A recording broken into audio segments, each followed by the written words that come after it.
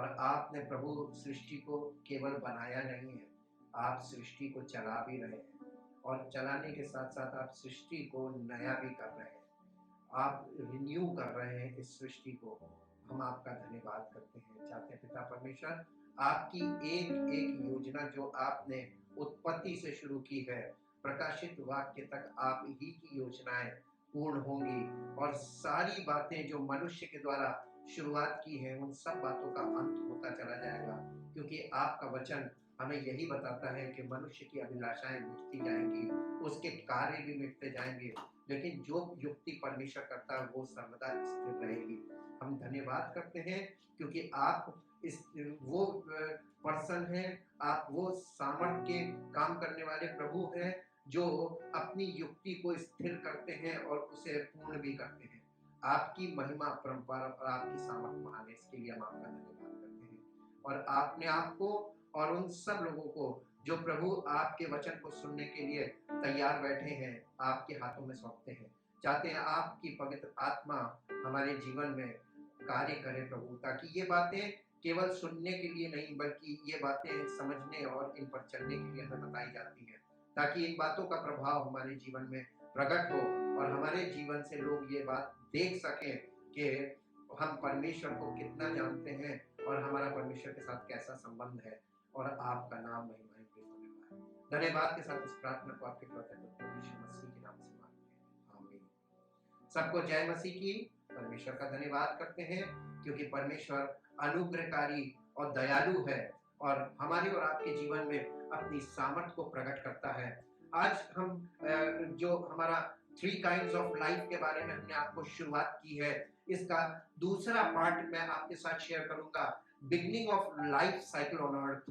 परमेश्वर ने जीवन की शुरुआत किस प्रकार से की है। मैंने एक चीज अनुभव से जानी और वो चीज आपके साथ पहले बांटूंगा वचन से पहले। मैंने ये देखा है कि आज के लोग परमेश्वर के वचन सुनते तो हैं, लेकिन किस तरीके के वचन सुनना पसंद करते हैं। केवल वो बातें जो उनके मतलब की होती हैं कि उन्हें प्रभु से क्या मिलेगा, उन्हें प्रभु से कब मिलेगा, उन्हें प्रभु से क्या क्या चीजें मिल सकती हैं, और विशेषकर प्रभु की सामर्थ को वो पाना चाहते हैं और परमेश्वर से आशीष पाना चाहते हैं, और केवल इसी के लिए वो वचन सुनते हैं। लेकिन आज मैं आपको इस बात में थोड़ा सा एजुकेट करना मांगूंगा कि परमेश्वर के वचन को मतलब से मत पढ़ें, मतलब से ना सुने, बल्कि परमेश्वर के कार्यों को देखने और समझने के लिए परमेश्वर के वचन को पढ़ें, ताकि आपको ये भी पता चले कि परमेश्वर कितना सामर्थी है और जो सृष्टि का रचने वाला है और सृष्टि का चलाने वाला है उसकी बुद्धि अगम्य है और उसकी सामर्थ्य अपरंपार है। इस बात को समझने के लिए परमेश्वर के वचन का अध्ययन जरूरी है। इसीलिए पवित्र आत्मा ने मुझे उत्पत्ति की पुस्तक से आपके साथ शेयर करने के लिए हमें उत्साहित किया, ताकि मैं उत्पत्ति की पुस्तक से भी आपको परमेश्वर के आश्चर्य कर्म दिखा सकूं, जो शायद पहली किताब है लेकिन कभी भी परमेश्वर के आश्चर्य कर्म किसी को वहां दिखाई नहीं दिए। लेकिन मैं आज आपको पवित्र आत्मा के साथ, पवित्र आत्मा ने मुझे जो दिखाया मैं आपके साथ शेयर करूंगा, ताकि आप लोग भी देखें कि परमेश्वर ने सृष्टि की रचना में कितने चमत्कार किए। वो अद्भुत है और वो परमेश्वर की उस महिमा को दर्शित कर रहे हैं जिसके कि वो योग्य है।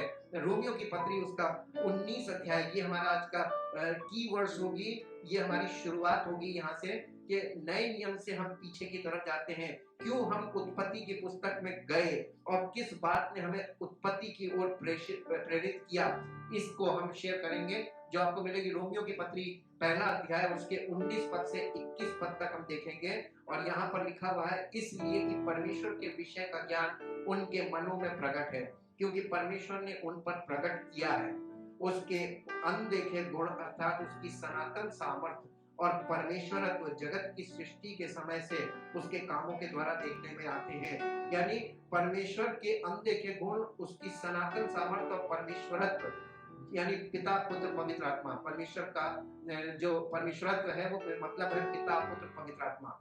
इन तीनों को आप जगत की सृष्टि के समय से उसके कामों के द्वारा देख सकते हैं। और इस लाइन ने मुझे उत्पत्ति की पुस्तक में जाने के लिए प्रेरित किया, और जब वहां गए तो जैसा यहाँ लिखा है वैसे ही वहां पर पाया।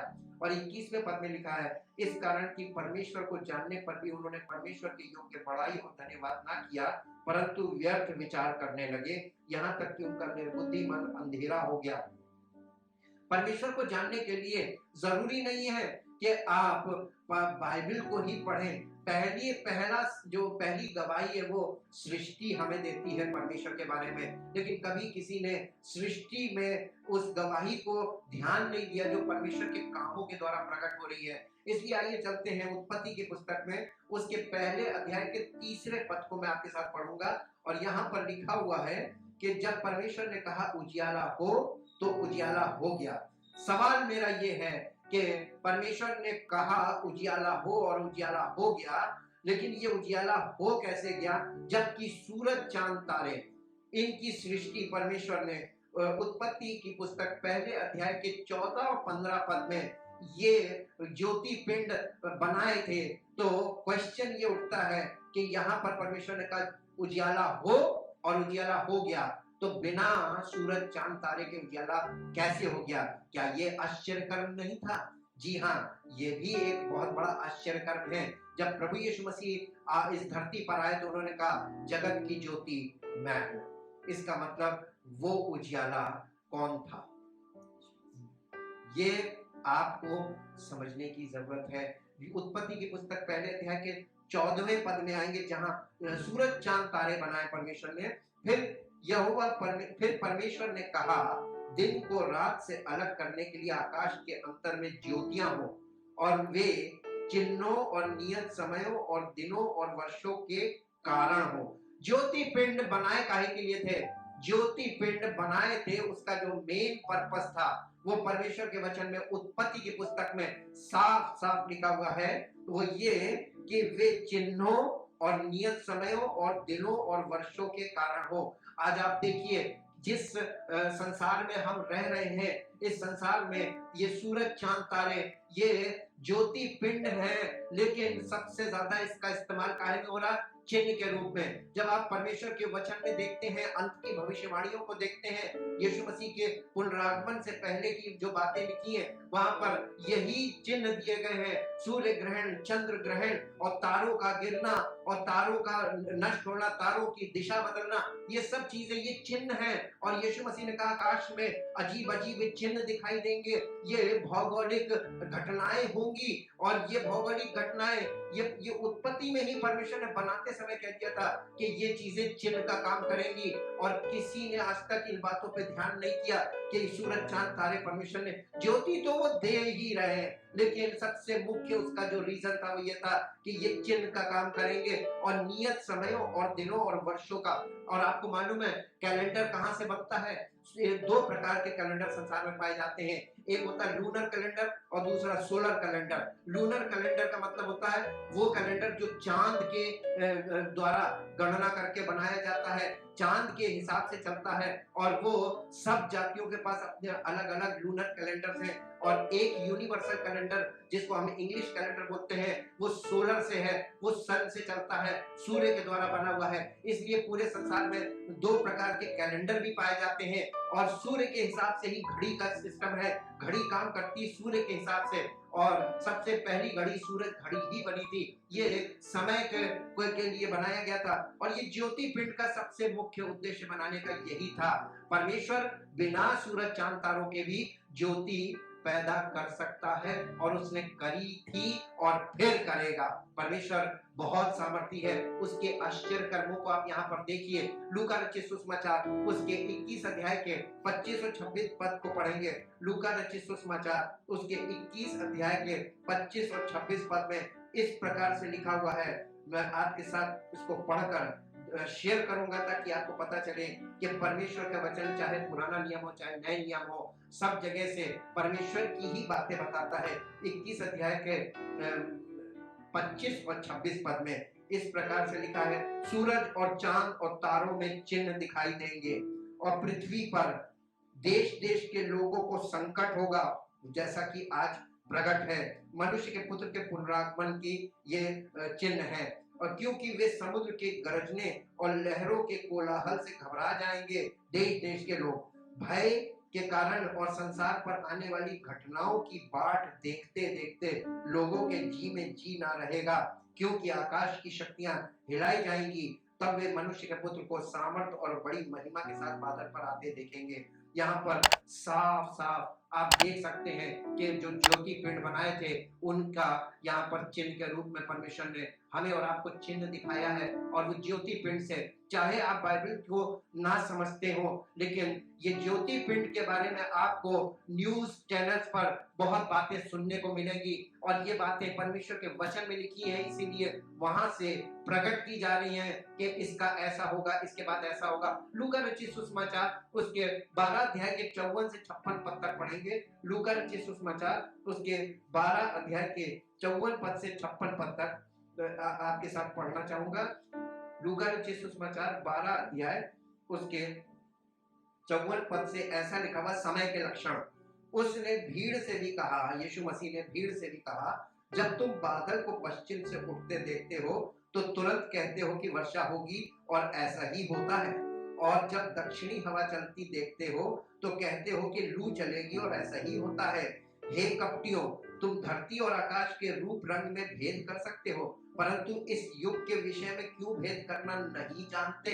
सवाल है। और प्रभु यीशु मसीह के द्वारा परमेश्वर यहाँ पर सवाल कर रहा है आज की पीढ़ी से कि तुम समय के लक्षण क्यों नहीं पहचानते हो, जबकि परमेश्वर ने ज्योति पिंडों के द्वारा चिन्हों को रखा है और भविष्यवाणियों में वो चिन्ह हमको मिलते हैं।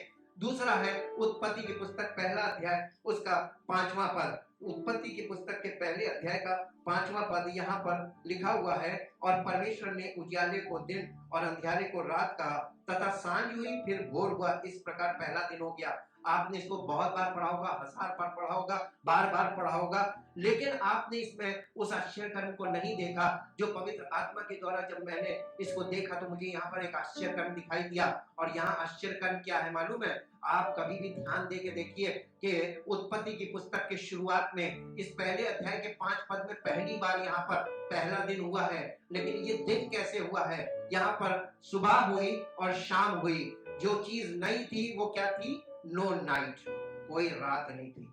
रात और दिन नहीं हुए, सुबह और शाम हुई। यहाँ पर जो दिन डिवाइड हो रहे हैं, पहला दिन, दूसरा दिन, तीसरा दिन, आप इस पूरे चैप्टर को पढ़िए, क्रिएशन चैप्टर को पढ़िए, आपको कहीं पर भी लिखा मिलेगा कि रात हुई और फिर सुबह हुई। यहाँ पर लिखा है कि सांझ हुई और सुबह हुई, इवनिंग एंड मॉर्निंग है, नाइट नहीं है।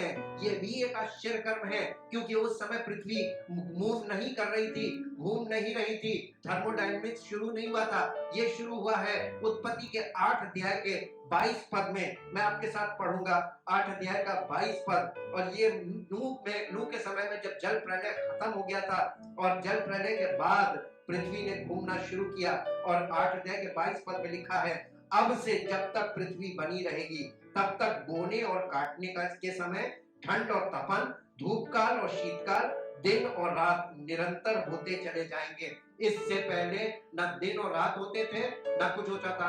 और नूह के जल प्रलय से पहले बारिश भी नहीं होती थी।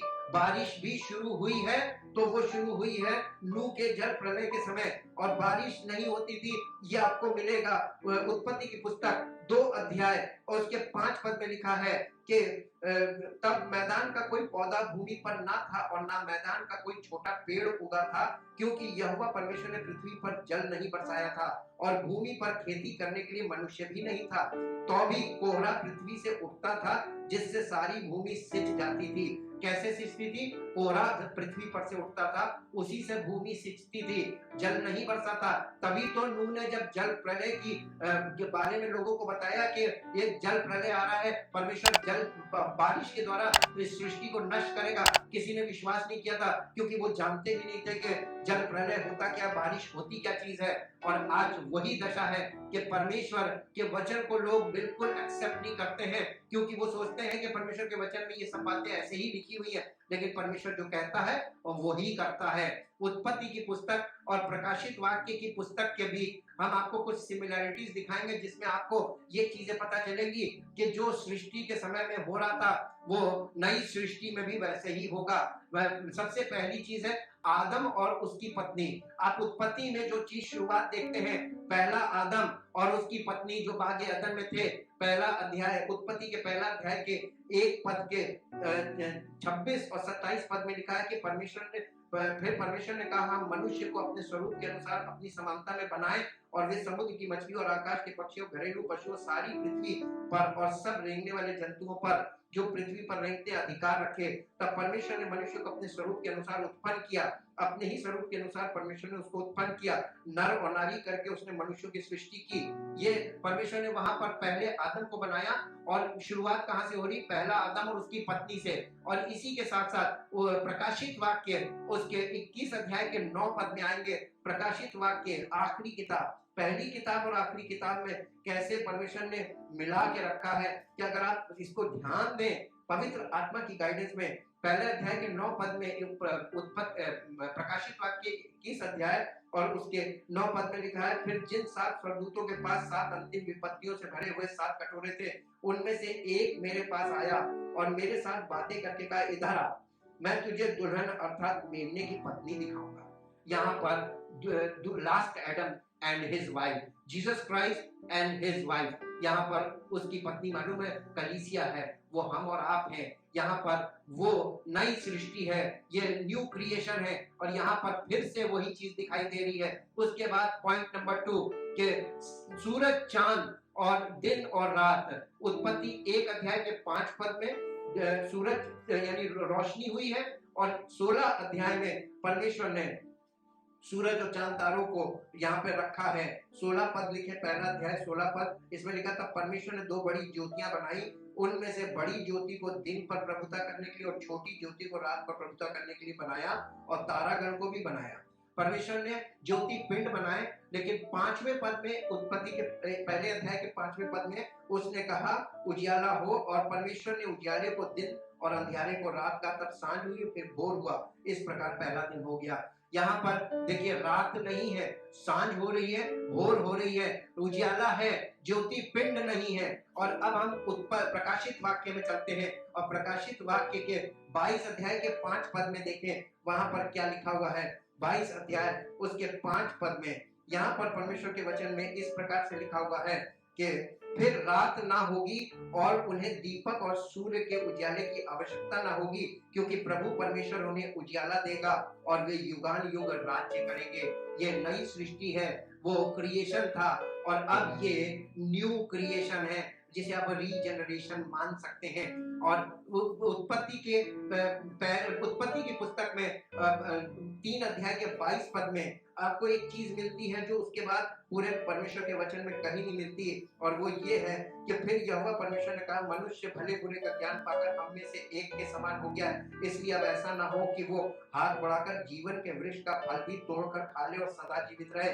यहाँ पे जीवन का वृक्ष, ट्री ऑफ लाइफ मिलता है, और ये ट्री ऑफ लाइफ फिर गायब, आपको बाइबल में कहीं नहीं मिलेगा, आप बहुत ढूंढेंगे, लेकिन ये आपको दोबारा मालूम कहाँ पे प्रकट हुआ है। ये प्रकट होगा उत्पत्ति 22 अध्याय के 2 पद में, और यहाँ पर इस प्रकार से लिखा हुआ है उत्पत्ति 22 अध्याय, और उस नगर की सड़क के बीचों बीच बहती, उस नगर की सड़क के बीचों बीच बहती थी नदी, नदी के इस पार और उस पार जीवन का वृक्ष था, उसमें 12 प्रकार के फल लगते थे और वो हर महीने फलता था, और उस वृक्ष के पत्तों से जाति जाति के लोग चंगे होते थे। वहां पर पहले आदम को उस वृक्ष का फल खाने से यानी प्रतिबंधित कर दिया था कि उसका फल ना खाए, लेकिन उत्पत्ति में ये आपको जीवन का वृक्ष मिलेगा और सब लोग इसका फल खा सकते हैं because of last Adam Jesus Christ. यीशु मसीह के द्वारा हमको ये जीवन के वृक्ष में फल खाने का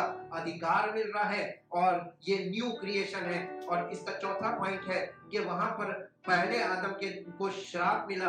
पहला उत्पत्ति की पुस्तक 3 अध्याय के 17 पद को देखेंगे, उत्पत्ति की पुस्तक 3 अध्याय और उसका 17 पद, और आदम ने उससे कहा तूने जो अपनी पत्नी की बात सुनी और जिस वृक्ष के फल के विषय में मैंने तुझे आज्ञा दी थी कि तू उसे ना खाना, उसको तूने खाया, इसलिए भूमि तेरे कारण श्रापित है। तू उसकी उपज जीवन भर दुख के साथ खाया करेगा और वो तेरे लिए ऊंट कटारे कांटे और ऊंट कटारे उगाएगी और तू खेत की उपज खाएगा। यहाँ पर परमेश्वर ने उसकी डिपेंडेंसी फल से हटाकर खेत की उपज पर लाया, अन्न के ऊपर लेके आया और यहाँ पर उसको इस चीज के लिए ये श्राप के अंतर्गत आ गया। लेकिन हम आपको प्रकाशित वाक्य में चलते हैं और उसके 22 अध्याय के 3 पद को पढ़ेंगे, जहां पर इस प्रकार से लिखा हुआ है। उत्पत्ति की पुस्तक प्रकाशित वाक्य की पुस्तक 22 अध्याय और उसके 3 पद में, फिर श्राप ना होगा और परमेश्वर और मेमने का सिंहासन उस नगर में होगा और उसके दास उसकी सेवा करेंगे। यहाँ पर देखिए आप फिर से बागे अदन फिर से आ जाएगा एक प्रकार से नई सृष्टि में, और ये यीशु मसीह के द्वारा ही संभव हुआ है, न्यू क्रिएशन। और यहाँ पर श्राप नहीं है।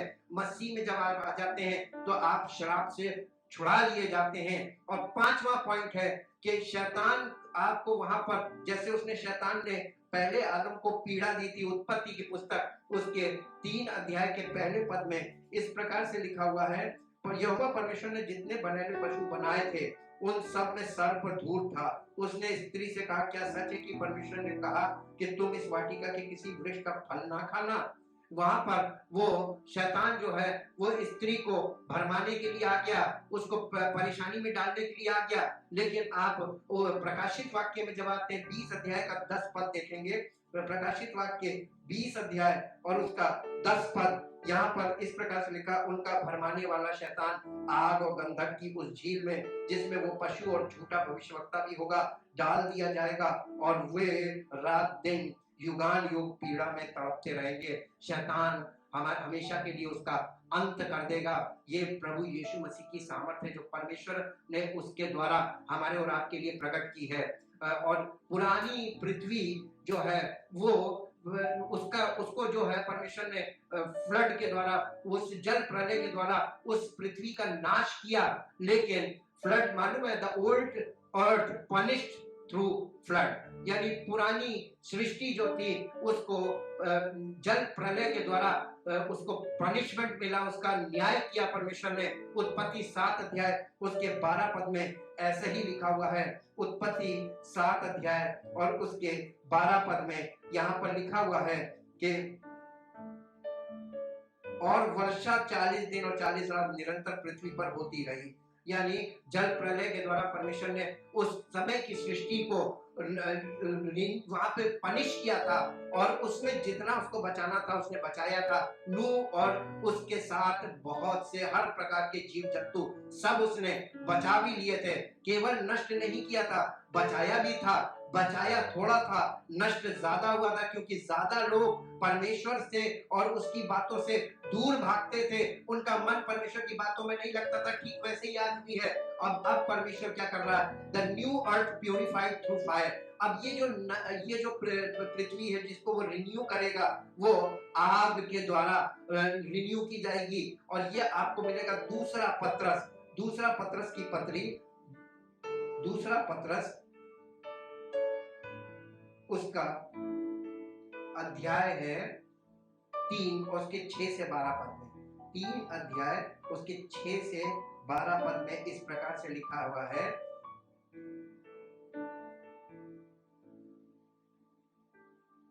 वे तो जानबूझकर, 5 पद से मैं पढ़ देता हूँ, वे तो जानबूझकर ये भूल गए कि परमेश्वर के वचन के द्वारा आकाश प्राचीन काल से विद्यमान है और पृथ्वी भी जल में से बनी और जल में स्थिर है।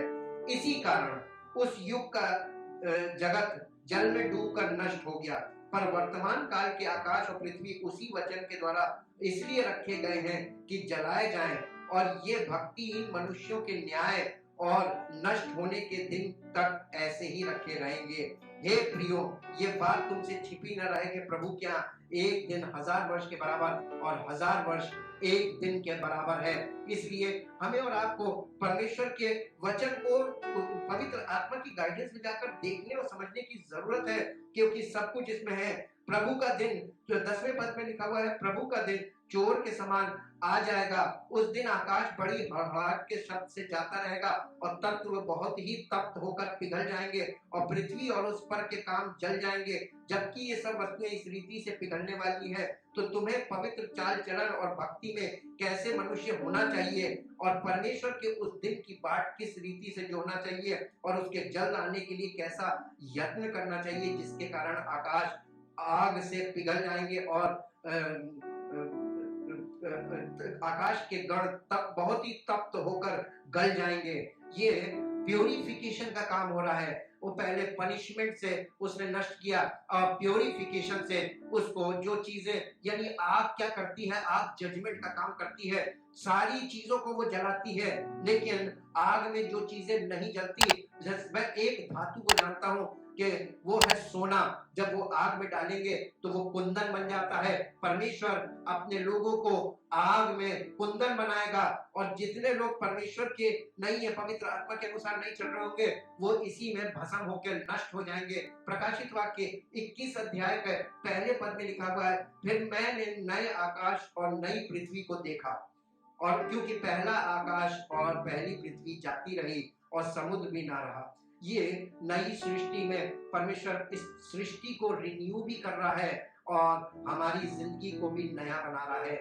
नए मनुष्यत्व को उसने पहले से पैदा किया अपने इकलौते पुत्र प्रभु यीशु मसीह के द्वारा, और वो नया मनुष्यत्व जो कोई मसीह में है, उसके अंदर वो नया मनुष्यत्व होना चाहिए और पवित्र आत्मा के अनुसार उसका जीवन संचालित होना चाहिए। यदि कोई मसीह में है तो वो नई सृष्टि है, और नई सृष्टि के लोगों के लिए नई सृष्टि को रिन्यू करके नया करेगा, ताकि नई सृष्टि में हम और आप जो मसीह के सच्चे लोग होंगे, जो साबित हो जाएंगे कि ये मसीह के सच्चे लोग हैं, उनके लिए ये नई सृष्टि बनाएगा और इसमें हमें जीवन के वृक्ष का फल खाने को मिलेगा और हमें परमेश्वर की उपस्थिति में रहने का अनुभव मिलेगा और हमें परमेश्वर की अद्भुत चीजें जो अभी हम सिर्फ कल्पना करते हैं, वो सारी चीजें वास्तविक तौर पर हमारे जीवन में हमें प्राप्त होंगी।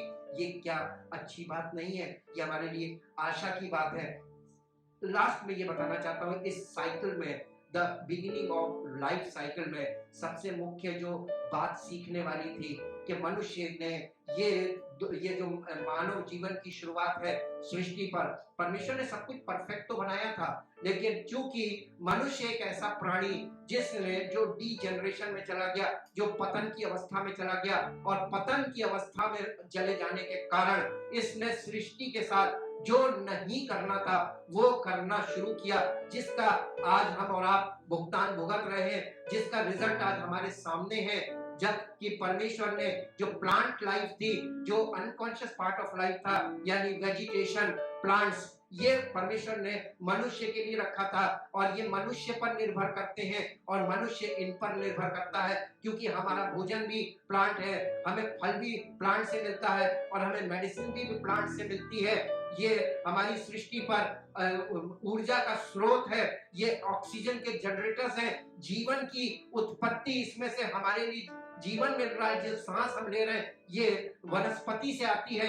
हमने जंगलों को काटना शुरू कर दिया, हमने हर चीज का दोहन शुरू कर दिया और हमने अपने स्वार्थ के लिए सब चीजों को नष्ट करना शुरू किया, जिसका रिजल्ट हमारे और आपके सामने आज प्रकट है। और दूसरा, पेड़ पौधे मनुष्य पर निर्भर करते थे और मनुष्य पेड़ पौधों पर निर्भर करता था, और अब ये निर्भरता मनुष्य कृत्रिम चीजों पर जा रहा है और सब चीजें मशीन से बन रही हैं, सब ऑटोमेटिक हो रहा है और मनुष्य प्रकृति से दूर हो रहा है। दूसरी चीज कि जानवर मनुष्य पर निर्भर थे और मनुष्य जानवर पर निर्भर था पहले, लेकिन आज मशीनी युग में मनुष्य मशीन पर निर्भर है और मशीन मनुष्य पर निर्भर है, और जानवरों से जो उसका लेन देन था और जो उसका जुड़ाव था वो भी खत्म हो गया। इसलिए जानवरों के साथ भी वो गलत व्यवहार कर रहा है, जिसके कारण वे विलुप्त हो रहे हैं, जिससे ये लाइफ साइकिल गड़बड़ हो गया है। और ठीक इसी प्रकार से और तो और मनुष्य मनुष्य पर निर्भर करता था, लेकिन आज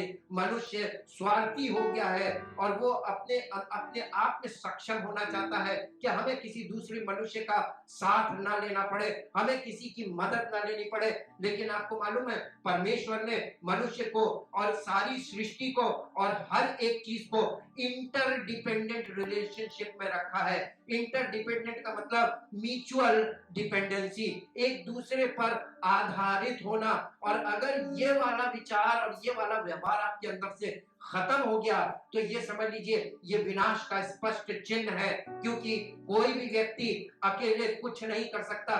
थोड़ी देर के लिए इमेजिन कीजिए कि आपकी फैक्ट्री हो, आप फैक्ट्री में कोई चीज प्रोड्यूस कर रहे हैं और वो चीज आगे अगर आपको होलसेलर नहीं लेगा तो आप उसको बेच नहीं पाएंगे, और होलसेलर ने ले लिया उससे रिटेलर नहीं लेगा तो भी अब वो आपकी चीज आगे नहीं जाएगी और पलट कर आपको लाभ नहीं मिलेगा। इसलिए मानव जीवन में एक श्रृंखला है, एक जुड़ाव, एक चेन है, और वो चेन हमारे व्यवहार और हमारे स्वभाव पर ही डिपेंड करती है और हमारे कार्य की उत्तमता पर डिपेंड करती है। परमेश्वर ने मनुष्य को उसके हाथों के कामों पर अधिकार तो दिया, लेकिन श्राप के अंतर्गत होने के कारण मनुष्य का स्वभाव ऐसा हो गया कि उसके हाथ के काम उसी के स्वभाव से नष्ट हो रहे हैं, और आज उसको जो व्यवहार करना चाहिए वो ना करके वो स्वार्थ में डूबता जा रहा है और सेल्फ सफिशिएंट और सेल्फ इंडिपेंडेंट होना मांगता है कि अपने आप में सक्षम हो, हमें किसी से कोई मतलब नहीं। ये विचारधारा मनुष्य के लिए नहीं सही है, और यही विचारधारा विनाश के स्पष्ट चिन्ह को दिखाती है। हमारे और आपके जीवन में जो विनाश आ रहा है उसका कारण ये है कि सब अपने स्वार्थ में लग गए और सब ने एक दूसरे के साथ जो व्यवहार करना था उसको भूल गए, क्योंकि कोई भी व्यक्ति परमेश्वर से इस तरीके को नहीं जानता, परमेश्वर की इच्छाओं को नहीं जानता, और परमेश्वर ने किस तरीके से ये लाइफ साइकिल एक चेन सिस्टम में बांध के दिया था, उस चेन को सबने तोड़ दिया है, जिसका नतीजा आज हमारे और आपके सामने है। अगर आप अभी भी कुछ बिगड़ा नहीं है, अगर आपको चेतना मिलती है कि नहीं ये गलत है, ये विचारधारा गलत है, हम अपने अकेले हम जी नहीं सकते, हमको हर काम के लिए दूसरे व्यक्ति की जरूरत है। अगर हम जानवरों की केयर करते होते, दूध हमें कहाँ से मिल रहा, दूध, दही, मक्खन, ये पनीर, ये सब चीजें आपको कहाँ से मिल रही है, जानवरों पर डिपेंडेंसी थी, और जानवरों को भी हमने इस तरीके से उनके साथ व्यवहार किया कि हम उनके दूध तो हम उनसे लेते हैं, लेकिन उनको जिस तरीके से हमें पालन करना चाहिए वहां पर हम थूक लगाकर उनको उल्टी सीधी चीजें खिलाकर और इंजेक्शन लगाकर दूध निकालने लगते हैं, जिससे वही चीजें जब हम इस्तेमाल करेंगे तो हमारे शरीर पर दुष्प्रभाव डालती हैं। ये सब बीमारियों के कारण है। जंगलों को ज्यादा कटने से ये वायरस और बैक्टीरिया का फैलना ये जंगल की कटाई का कारण है। जितना हम पर्यावरण को नुकसान पहुंचा रहे हैं तो ये वायरल डिजीजेस और बैक्टीरियल डिजीजेस बढ़ रही है। ये क्यों बढ़ रही है? आसमान से कुछ नहीं आ रहा है, सब जमीन पर मनुष्य के करनी का फल है, और हमने इस सृष्टि के साथ जो छेड़छाड़ और खिलवाड़ किया उसका नतीजा है। आप जिंदगी की बात ढूंढ रहे हैं, आप प्रभु यीशु मसीह से जीवन चाहते हैं, वो आपको पवित्र आत्मा इसलिए देता है ताकि आप उसके वचन में जाकर परमेश्वर की योजना को और उस बात को समझे कि परमेश्वर ने जीवन तो ऑलरेडी आपको दिया है, लेकिन आपने उस जिंदगी का कैसा खिलवाड़ किया है। हम परमेश्वर से आप परमेश्वर में होकर आपसे निवेदन करना चाहते हैं कि परमेश्वर के वचन को स्वार्थ की और लालच की अभिलाषा से ना सुने ना पढ़े, अपने मतलब की बातें सुनना बंद कर दें और परमेश्वर की बातों को ध्यान करके सुनना शुरू करें। देखिए, परमेश्वर की आवाज आपके कानों में आएगी और आपके जीवन में उसका पवित्र आत्मा कार्य करेगा और आपको नई सृष्टि बनाना शुरू करेगा। यदि ये काम आज आप करना चाहते हैं तो आपके लिए नई शुरुआत होगी। आज आपके लिए नई शुरुआत का दिन होगा, आपको नई सृष्टि बनाएगा और उस सृष्टि के लिए जिसको वो रिन्यू कर रहा है उसके लिए आपको तैयार करेगा, और इस परिस्थिति में वो आपको संभालेगा ताकि आप नई सृष्टि में प्रवेश करने पाए। परमेश्वर अपने वचन पर आशीष दे। इससे पहले कि मैं प्रार्थना करूं, मैं आपसे रिक्वेस्ट करूंगा कि ये जो लाइफ सीरीज है, लाइफ के बारे में ये सीरीज चल रही है, ये सीरीज को पूरा प्राप्त करने के लिए और पूरा समझने के लिए आप हमारे चैनल के में उसके डिस्क्रिप्शन में इसका लिंक मिलेगा, आप इसको फॉलो जरूर कीजिए। आप लोग इसको जब फॉलो करेंगे तो आपको वो पुस्तकें जो शुरुआत की हैं और जिसका हमारे प्रभु यीशु मसीह के द्वारा हमसे डायरेक्ट संबंध है, उन बातों को भी आप समझने पाएंगे और परमेश्वर की सामर्थ्य, उसके अनदेखे गुण, उसकी अद्भुत महिमा को जो सृष्टि में उसने प्रकट की थी, सृष्टि की रचना करके, उसको आप समझने पाएंगे। तब आपको मालूम चलेगा कि हमारा परमेश्वर कितना महान है और सब कुछ करने की सामर्थ्य रखता है। आज भी वो सब कुछ कर रहा है। ये जो कुछ आप देख रहे हैं, ये वो चीज है जो आपने सृष्टि के साथ किया है। जो बोया है वो हम काट रहे हैं, लेकिन अभी भी मन फिराने का समय है। यदि आप मन फिरा लें तो परमेश्वर आपको क्षमा करने के लिए हमेशा तैयार रहता है। आइए हम प्रार्थना करें। परम पिता परमेश्वर, आपके इकलौते पुत्र प्रभु यीशु मसीह के द्वारा हम आपके समीप आते हैं और केवल धन्यवाद करते हैं।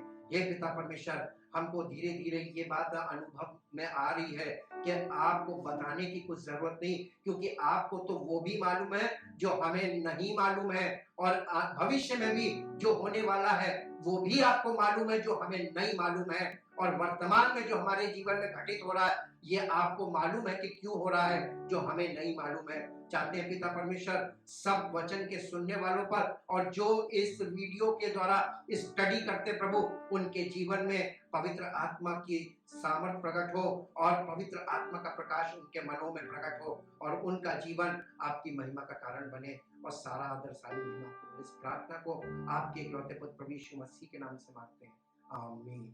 परमेश्वर आपको आशीष दे। प्रेज़